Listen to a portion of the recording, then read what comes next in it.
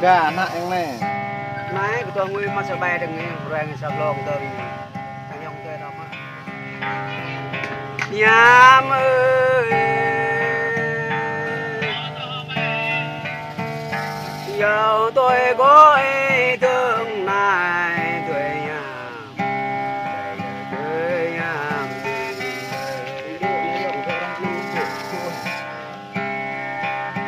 dòng rồi vương qua rồi nam giờ tuổi nhám rồi vương phạm rồi tôi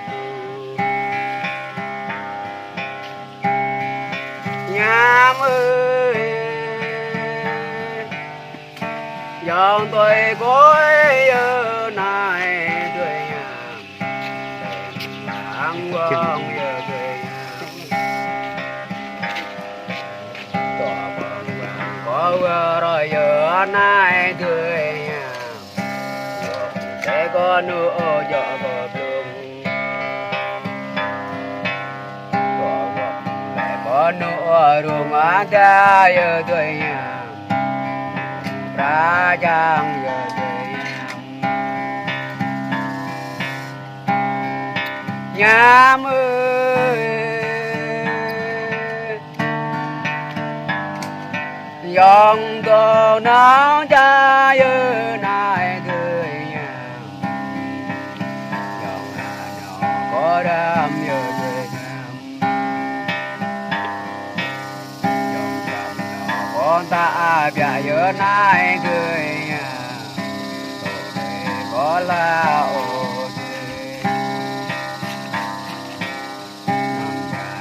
con tao có dòng tuổi nhám có nhập mồ là Mới nhập tổ mẹ này. nhám ơi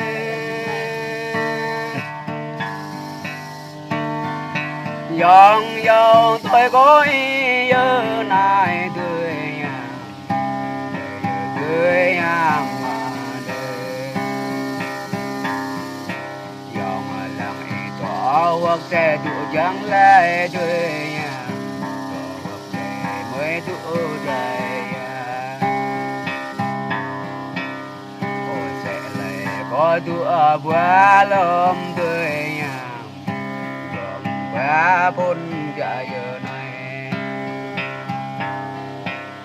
quay chừng ba là bia mơn tuổi nhám đời tuổi nhám mình đời nhám ơi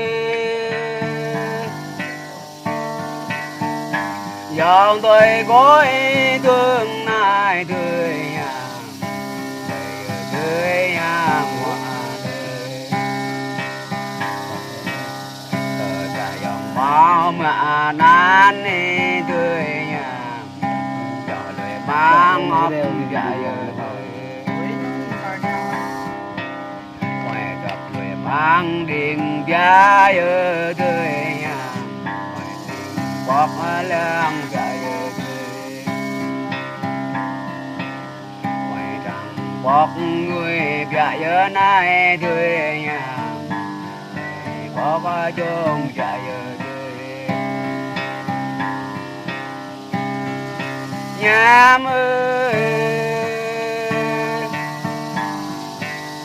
dòng dòng tôi có ý thương này tuổi nhám tuổi nhám mình đời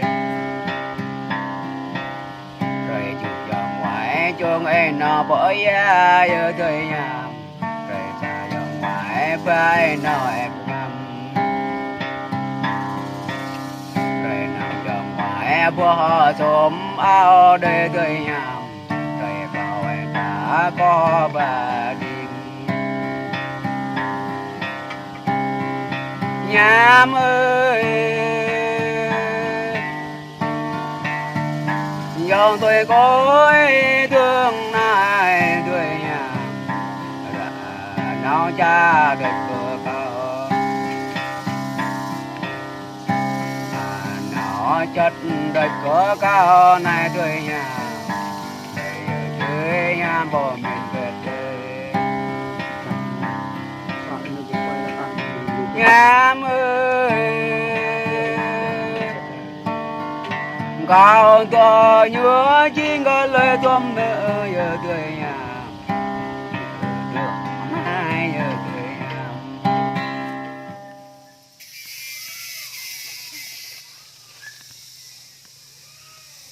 quá e đến đây chứ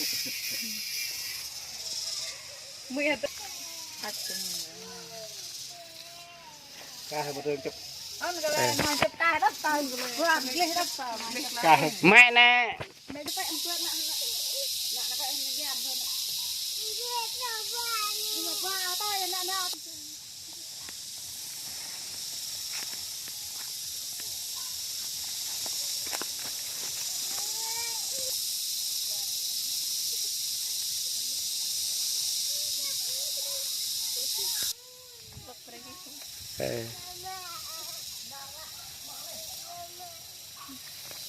tập lên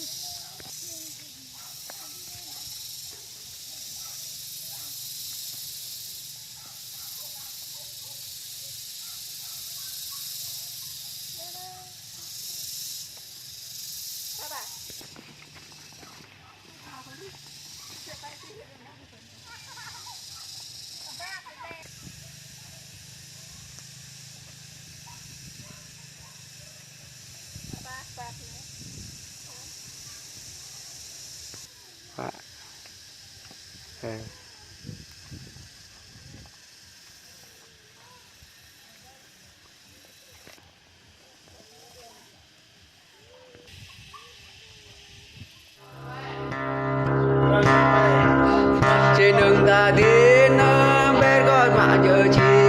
nó bé đấy có vì nhớ khăn nên nó bé gọi phải nhớ kéo nó bé còn nó nhớ đi nó bé đấy trên đường ta đi nó bé đấy trên đường ta đi nó bé đấy trên đường ta đi